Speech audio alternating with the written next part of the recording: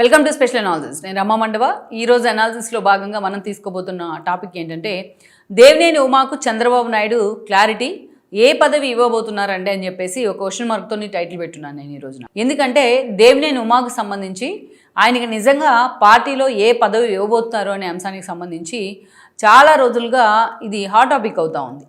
ఎందుకు hot topic అవుతూ ఉంది అంటే దేవినేని ఉమాకి అటు పార్టీతోని అదేవిధంగా పార్టీ అధినేత అయిన చంద్రబాబు నాయుడుతోని ఎంతో అసోసియేషన్ ఉంది. కృష్ణా జిల్లా నుంచి చాలామంది నేతలు టీడీపీ ద్వారా రాజకీయ అరంగేట్రం చేశారు, టీడీపీలో ఎదిగారు, అదేవిధంగా టీడీపీ ద్వారా ఎన్నో పదవులు కూడా అనుభవించారు. అయితే దేవినేని ఉమా ఇక్కడ సంథింగ్ డిఫరెంట్ ఫ్రమ్ అదర్స్.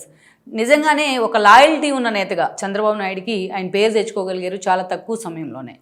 అలాంటి దేవినేని ఉమా ఎలాంటి పదవి లేకుండా సైలెంట్గా ఉండడం, ఈ క్రమంలోనే ఆయన అనుచరులు కూడా ఈ విషయంలో మదన పడతా ఉన్నారు. ఎందుకు పార్టీ అధిష్టానం దేవినేని ఉమా మీద సీత కన్నేసింది అనేది చాలా రోజులుగా జరుగుతున్న చర్చ.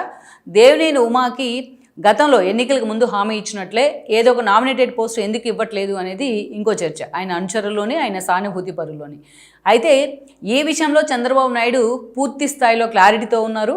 ఈ విషయంలో త్వరలోనే దేవినేని ఉమాకి క్లారిటీ ఇవ్వబోతున్నారు అనేది పార్టీ నుంచి వినిపిస్తున్న ఒక మాట. ఇక్కడ ఈ అంశంలోకి వెళ్లే ముందు ఇంకొక చిన్న విషయాన్ని కూడా చెప్పుకోవాలి మనం. ఎప్పుడైనా సరే మన పక్కన ఏదైనా చెడు ఉంటేనే మంచికున్న వాల్యూ ఏంటో తెలుస్తూ ఉంటుంది. జగన్మోహన్ రెడ్డి అనేవాడు అపోనెంట్గా ఉండడం వల్ల ఈరోజు చంద్రబాబు నాయుడు వాల్యూ ఏంటో తెలుస్తూ ఉంది. అలాగే ఎంతోమంది ఇతర పార్టీల నుంచి వచ్చిన వాళ్ళకి టికెట్లు ఇచ్చి ఈరోజు ఇబ్బంది పడుతున్న తీరుతో టీడీపీ దేవినేని ఉమా లాంటి వాళ్ళ వాల్యూ ఏంటో ఈరోజు పైకి వస్తూ ఉంది. ఇది సత్యం, ఇది పార్టీలో జరుగుతున్న చర్చ కూడా ఇది. అయితే దీనిలోకి వెళ్లే ముందు ఇక్కడ దేవినేని ఉమాకి ఎలాంటి పదవి ఇవ్వబోతున్నారు, నిజంగానే చంద్రబాబు నాయుడు వైపు నుంచి అలాంటి హామీనే ఉందా అని తెలుసుకునే ముందు గతంలో కొన్ని పరిణామాలు జరిగాయి, వాటిని కూడా మనం ఇక్కడ హైలైట్ చేసుకోవాలి.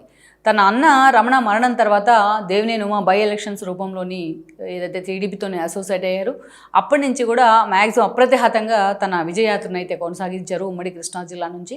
గతంలో నందిగామ, ఆ తర్వాత కాన్స్టిట్యున్సీలు మారిన తర్వాత రీషఫల్ అయిన తర్వాత వైఎస్ రాజశేఖర రెడ్డి హయాంలో ఆయన మైలవరానికి వచ్చేయడం జరిగింది.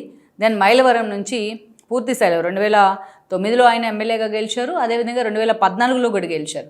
అయితే 14 కంటే ముందు ఆ రోజు తెలంగాణ అండ్ సమైక్యాంధ్ర ఉద్యమాలు పీక్ స్టేజ్లో ఉన్నప్పుడు అందరికంటే ముందుగా సమైక్యాంధ్ర కోరుతూ రాజీనామా చేసింది దేవినేని ఉమానే. అప్పట్లో అదొక సెన్సేషన్ అనమాట.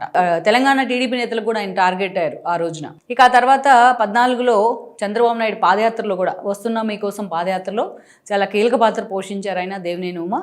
ఆ సమయంలోనే చంద్రబాబు నాయుడికి మరింత దగ్గరయ్యారు ఒక హార్డ్ కోర్ టీడీపీ లీడర్గా. At the same time party అధికారంలోకి వచ్చింది 14లో. దేవినేని ఉమాకు చంద్రబాబు నాయుడు క్యాబినెట్లో భారీ నీటిపారుదల శాఖ మంత్రిగా పదవి దక్కింది. అయితే జిల్లా నుంచి కీలక మంత్రిత్వ శాఖ మంత్రిగా ఉన్నారు. చంద్రబాబు నాయుడు విషయంలో ఆయన ఆదేశాలను పాటిస్తూనే చాలా ఎఫిషియెంట్గా ఆయన తన శాఖను చాలా సమర్థవంతంగా నిర్వహించారు. పోలవరం విషయంలో సోమవారాన్ని పోలవరంగా మార్చుకొని ఆయన పనిచేసిన విధానం కానీ, అదేవిధంగా పట్టిసీమ తెర మీదకి రావడంలో అలా ఆయన పాత్ర ఎంతైనా ఉంది. ఆ విషయంలో ఆయన పనితీరు విషయంలో కానీ, పార్టీ లాయల్టీ విషయంలో కానీ, చంద్రబాబు నాయుడుతో ఉన్న అసోసియేషన్ విషయంలో కానీ ఎవరికి కూడా ఎలాంటి విమర్శలు ఉండబోవు కూడా.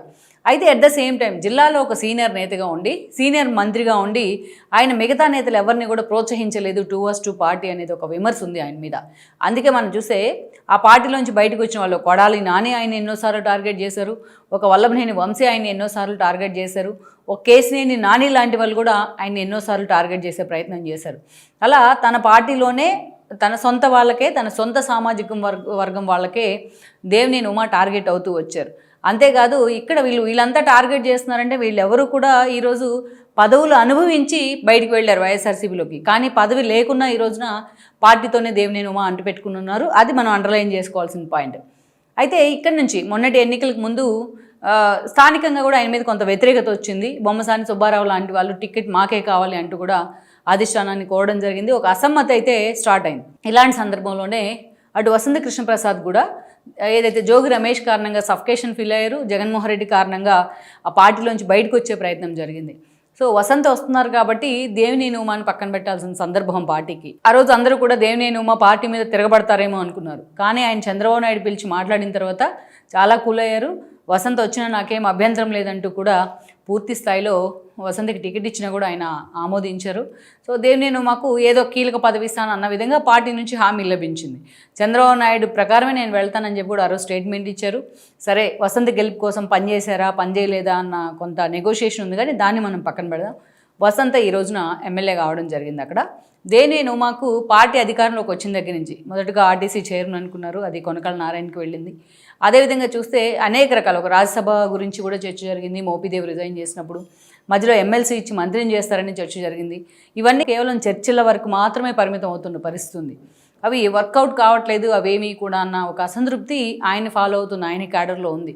పార్టీకి లాయల్టీగా ఉంటారు అని ఆయన మీద పేరున్న క్రమంలో సో ఇదే సమయంలో ఆయనకు పదవులు ఎందుకు రావట్లేదన్న చర్చ అయితే హాట్ టాపిక్ అవుతుంది.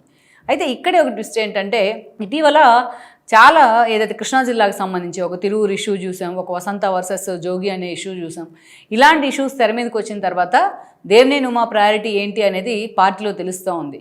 అందుకే ఇక దేవినేని ఉమా లాంటి వాళ్ళని పక్కన పెట్టడం కరెక్ట్ కాదనే నిర్ణయానికి పార్టీ అధిష్టానం కూడా వచ్చినట్టు ఒక చర్చ అయితే ఉంది. ఈ క్రమంలోనే చంద్రబాబు నాయుడు దేవినేని ఉమాని పిలిపించుకోబోతా ఉన్నారు. మొత్తానికి మరి దేవినేని ఉమాని కన్విన్స్ చేసే విషయంలో చంద్రబాబు నాయుడు ఇనిషియేట్ తీసుకోబోతున్నారనేది మనకున్న సమాచారం.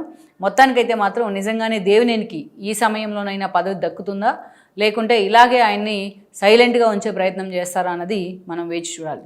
ఈ వీడియో మీకు నచ్చినట్లయితే please share, like and subscribe R24 Telugu.